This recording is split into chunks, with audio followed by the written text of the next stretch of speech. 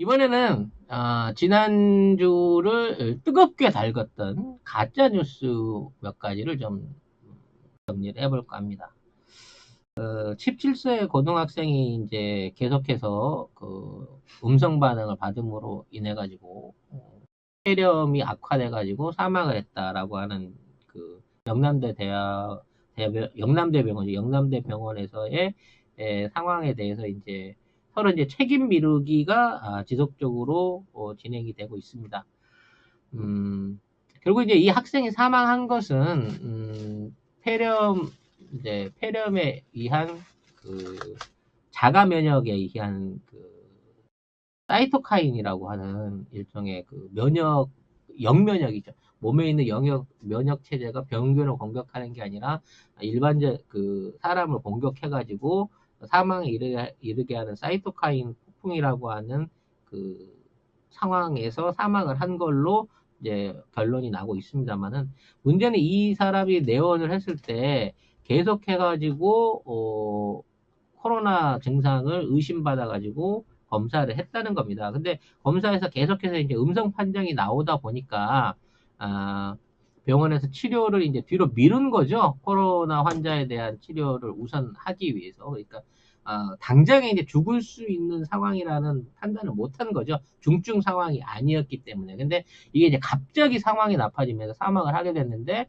사망하고 난 다음에 최종 소변평균 양성이 나왔다. 이렇게 돼서 진단 키트에 문제가 있는 게 아니냐, 병원 측은 잘못한 게 없는데 계속해서 오진단이 일어났다라는 방식으로 병원이 얘기를 했고, 이걸 이제 언론이 대서특필하면서 17세 소년의 뭐 불행한 죽음부터 시작해갖고 온갖 그 엽기적인 표제를 다 들고 일어나면서 지금 방역 체제 내지는 의료 체제에 문제가 생겼다라고 하는 내용들이 계속해서 이제 나온 거예요. 그리고 영남대 병원으로 가기 전에 갔었던 병원에서 계속 거절을 해가지고 많이 지체된 것도 있죠. 근데 이게 이제 지체된 이유는 그 학생의 이제 증세가 너무나 코로나를 의심할 만한 증세였기 때문에, 코로나 환자를 일반 병원에서 받아들인다는 건 병원 정책 폐쇄로 이어질 수밖에 없거든요. 그러니까 그 병원이 음압병동이라든지 이걸 처리할 수 있는 시설이 아니기 때문에 이송을 시키는 거는 현행 의료 체계에서 당연한 겁니다. 그 이제 안타까운 일이긴 하지만 그 절차상으로 이걸 지켜낸 건 맞아요.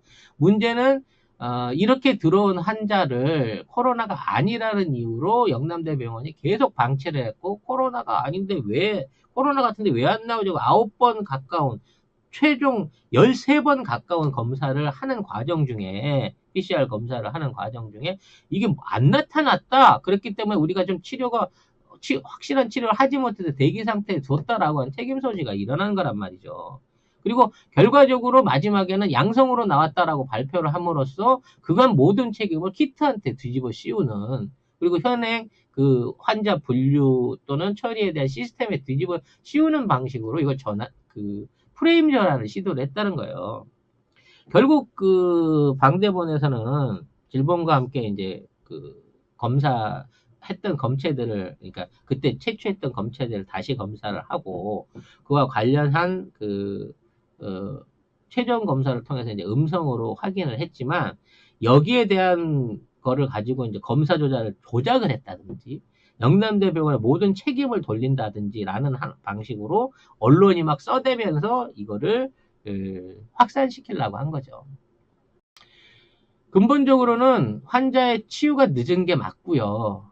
그 치유 대기 과정이 길어지게 되면서 갑작스러운 면역 반응으로 사망한 게 맞아요. 안타까운 건 맞지만, 자, 이런 안타까운 상황에 대해서 영남대의 어떤 조치를 질타하거나 또는 이걸 균형감 있게 쓰는 언론이 아니라, 자, 국가가 진행하고 있는 지금 코로나 방역 체제, 치료 체계에 문제가 있다는 기사를 써내기 위해서 이걸 표제로 쓰고, 나머지 내용들은 전부 싸잡아서 소설을 써내는 기사들이 엄청나게 많이 퍼졌다는 거예요. 그리고 이 기사들의 모든 제목은 17세 소년의 안타까운 죽음이었다는 거죠.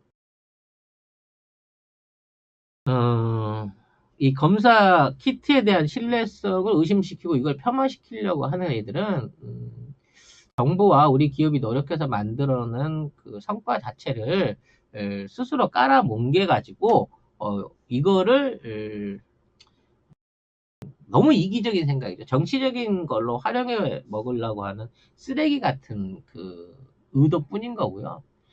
93세 그 노인이 코로나19에서 이제 완치가 되시면서 이제 많은 국민의 축하를 받았는데, 이 기사 밑에다가, 다 살은 치매 노인은 살리고 17세 꽃다운 소년은 죽였다라고 하는 이따위 폐륜적인 댓글들을 써가지고 이걸 다시 리뷰하고 있는 게 지금의 언론과 공작 세력들이라. 말이 됩니까? 예. 너무 저급하다. 너무 저급하죠. 정말 무섭고 더러운 세상이다.